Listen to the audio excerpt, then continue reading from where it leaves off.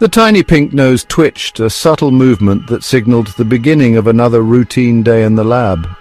Frankfort, the lab mouse, was no stranger to these surroundings. The sterile smell of the lab, the hum of the equipment, and the gentle murmur of the scientists were all part of his daily life. Beady black eyes stared at the syringe, a familiar object that often brought with it a mix of curiosity and apprehension. Frankfort had seen it countless times before, but today there was something different in the air. Frankfort, the lab mouse, knew this routine. He knew the drill. The cage door would open, a hand would reach in, and the syringe would follow. It was a sequence he had come to expect, a part of his existence in this controlled environment. He just didn't know this time was different. This time the stakes were higher. The scientists had been working tirelessly, and today their hopes rested on this tiny creature. "Come on, little guy, just a bit closer." The voice was gentle, coaxing, filled with a mix of encouragement and anxiety. The scientist knew the importance of this moment, even if Frankfort did not. Tom held the metal cage door open, his hands steady but his heart racing. He had been part of this project from the beginning, and now it all came down to this. He gently nudged Frankfort toward the front, guiding him with a soft touch. The mouse moved forwards, his whiskers twitching as he sensed the change in the atmosphere. The syringe entered the cage. It neared Frankfort, its metallic glint catching the light. The mouse watched it with a strange curiosity, his instincts telling him to be cautious. He watched it with a strange curiosity, his tiny brain processing the scene before him. What was this new substance? What did it mean for him? A single drop emerged from the needle. It hung precariously, shimmering in the light. Frankfort leaned forward, his nose twitching as he sniffed the air. He sniffed at the air. The droplet quivered, suspended in a moment of tension. Then it fell, landing squarely on Frankfort's pink nose. The solution landed squarely on Frankfort's pink nose.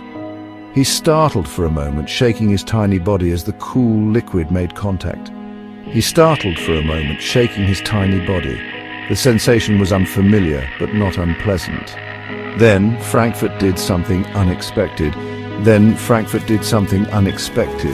He lapped up the enzyme solution, his tiny tongue darting out to taste the droplet. He lapped up the enzyme solution. His tiny tongue darted out, savoring the taste.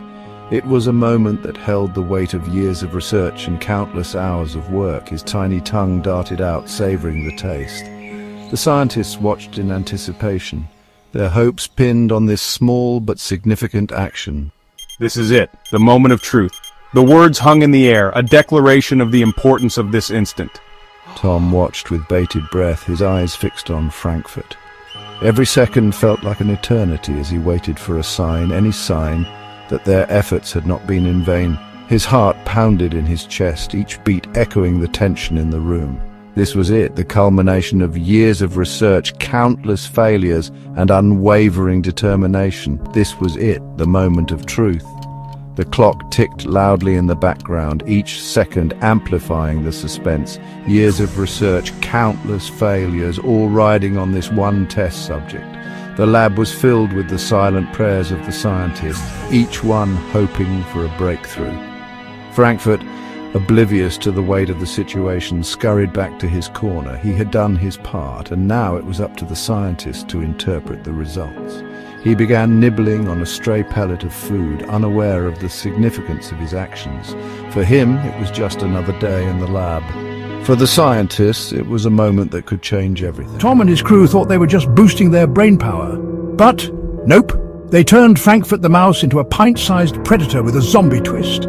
Picture this, the company's annual picnic, sunshine and smiles, until Frankfort starts eyeing your brain like it's a gourmet meal. Friendships shredded, sanity out the window. Tom's quest for intellectual supremacy spirals into chaos. Enzymes gone wild, primal urges unleashed, and one mouse making everyone rethink their life choices. Can they fix the mess before Frankfort hosts a picnic of his own? It was a moment that could change everything. Tom wasn't supposed to be a scientist. He was, by profession, a salesman, a damn good one at that. He worked as a sales director for a marketing consultant group. He spent his days pitching ideas. He crafted narratives. He convinced people to buy what they didn't know they needed. Ever since I was a kid, I've been fascinated by the complexities of the human body. He devoured science fiction novels. He tinkered with homemade electronics. He dreamt of breakthroughs and discoveries. Yet life had a way of steering you down different paths. So Tom settled into the role of a salesman. He excelled at it, but a part of him always yearned for more. That yearning led him to enzymes. He was particularly drawn to enzymes, those tiny biological catalysts that could speed up chemical reactions and potentially unlock new realms of human capability, specifically to their potential in cognitive enhancement. Each new discovery was a piece of the puzzle, bringing him closer to his ultimate goal. They were the key to unlocking the full potential of the human brain. Tom imagined a world where the limitations of the mind could be transcended, where intelligence was no longer bound by biology but could be enhanced through scientific innovation. The air hummed with a silent energy, a tension that spoke of groundbreaking discoveries and ethical boundaries being pushed. The enzyme project aimed to rewrite the very code of life, promising accelerated healing and enhanced capabilities. Yet within the sterile walls, Tom, a lead researcher, felt unease. He had poured his heart into the project, driven by a desire to alleviate suffering. But the unprecedented results stirred a primal fear within him. Test subjects exhibited not just enhanced abilities, but also unnerving aggression. Frankfort, their most promising subject, embodied both success and potential disaster. His intelligence had skyrocketed, but so had his aggression. Tom voiced his concerns, but his warnings fell on deaf ears.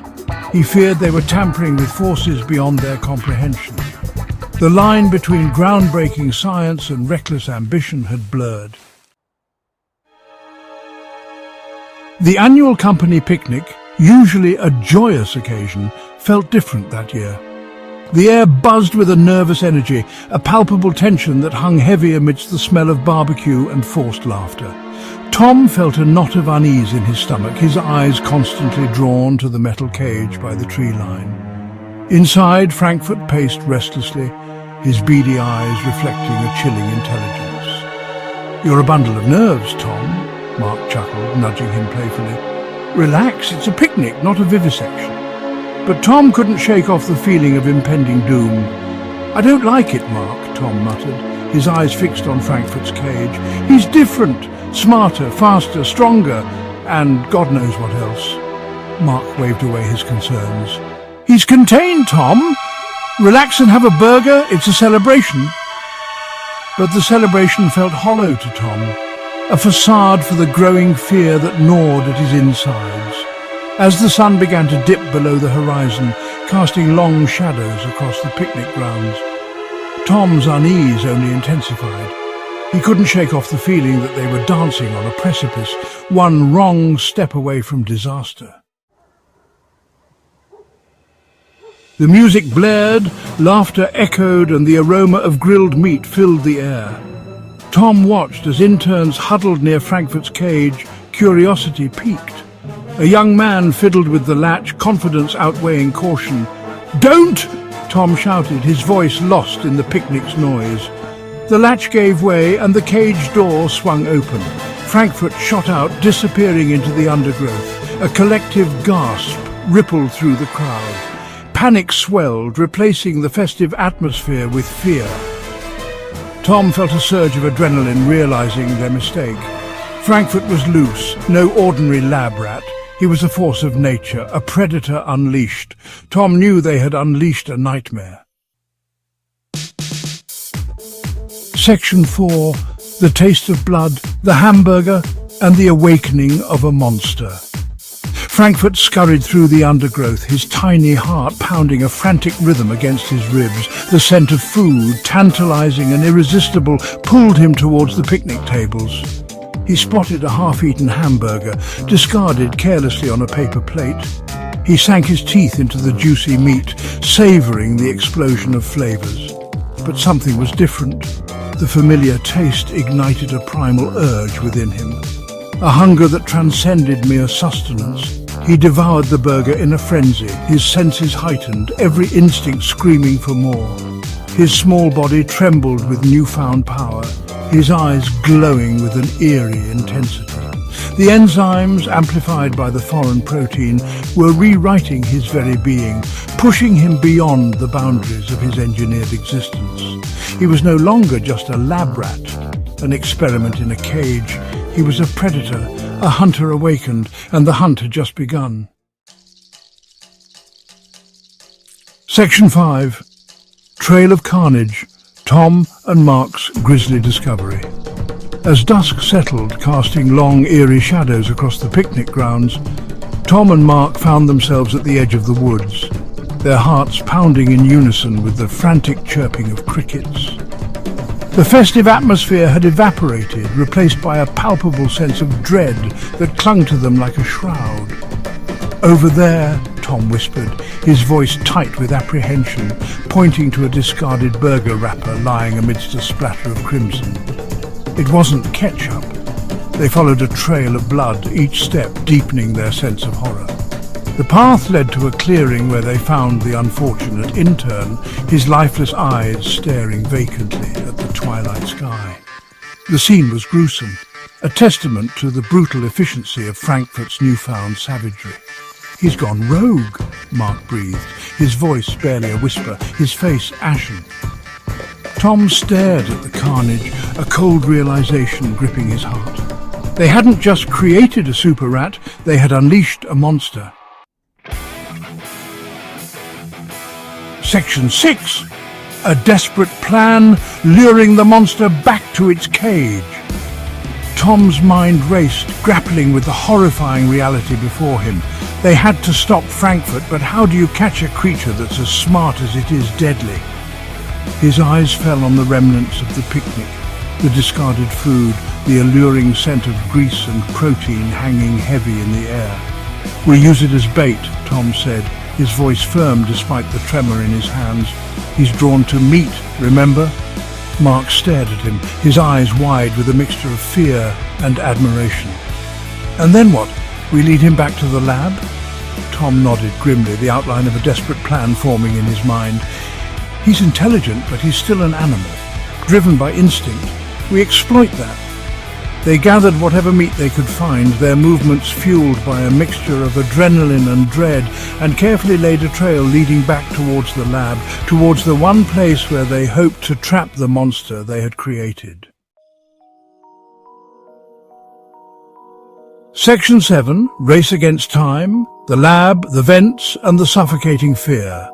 The flickering fluorescent lights of the lab hummed a discordant symphony, casting long, eerie shadows that danced with the frantic movements of Tom and Mark. They had made it back, their clothes stained with the evidence of the carnage they were desperately trying to contain. "He's here," Mark whispered, his voice tight with a mixture of fear and grim determination, pointing to the scattered remains of the meat trail leading into the ventilation system, a labyrinth of metal ducts that snaked through the building. Tom's eyes darted to the fire control panel, a surge of adrenaline sharpening his focus. He had one shot at this, one chance to rectify his mistake before it claimed more innocent lives. "Seal the exits," Tom barked, his voice echoing through the sterile lab. "I'll flush him out." Mark hesitated, his eyes reflecting the moral weight of the decision they were about to make.